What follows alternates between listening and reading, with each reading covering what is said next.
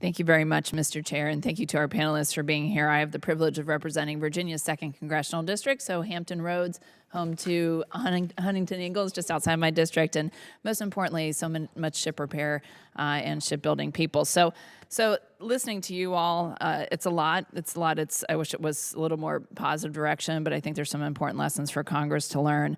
We can't keep doing what we're doing, I think, is the bottom line, and it is encouraging to have the President of the United States stand up to State of the Union and talk about prioritizing shipbuilding, the fact that we have now a new Office of Shipbuilding. These are all steps in the right direction, but I think we're going to need to see some big overarching changes.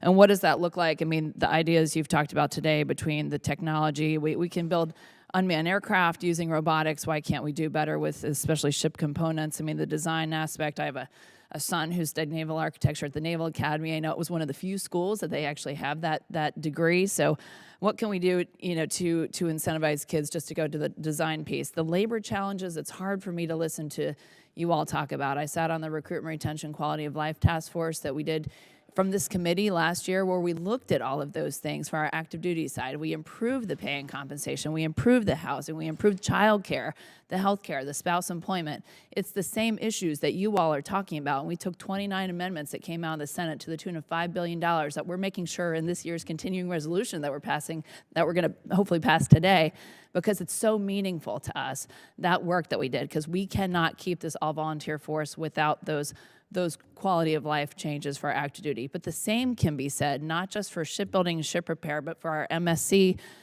task as well. And we know that with our Navy, we can't do the job that we need to do without our Military Sea Lift Command, which is also important in my district. We've had the opportunity to visit, but we can incorporate these changes across the board. It's interesting that the geographic issue, living along the coastline is historically expensive.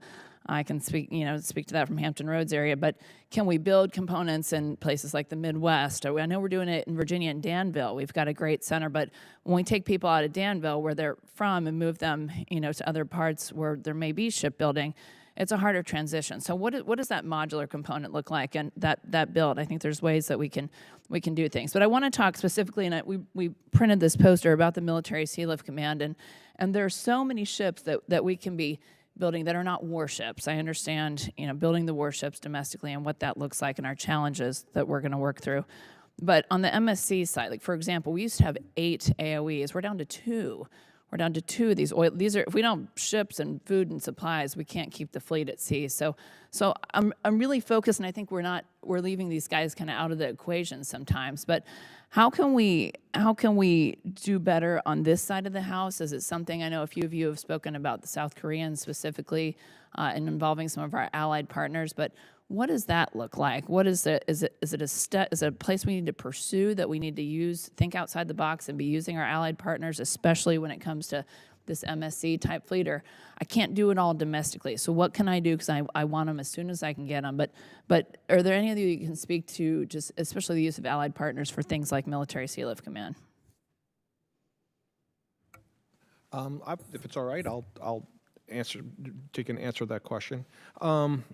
Again, I'm not in the business of making recommendations, but I would sort of answer this question this way: is that if you believe you need a larger fleet and you need to recapitalize both the warship fleets as well as the Military Sea Lift Command, then I think that, and given that the capacity of current shipbuilding yards is full, looking at the question of our allies being able to supply some of these types of ships is something that is worth considering.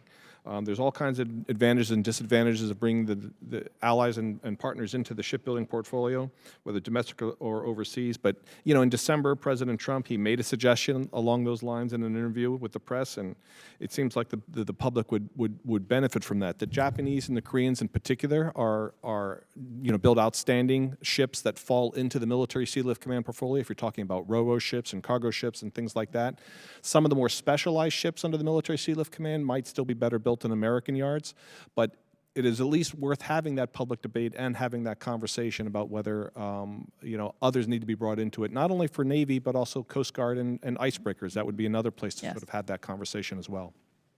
I agree. Do any of you others have thoughts on that? Well, in my 8 seconds, I'll just say committed to working with MARAD and ensuring that we prioritize Military Sea Lift Command and the build of those ships. I think, rising tide raises all boats, and certainly the commercial sector getting stronger is going to help us too in what we're doing in the defense sector. So all committed.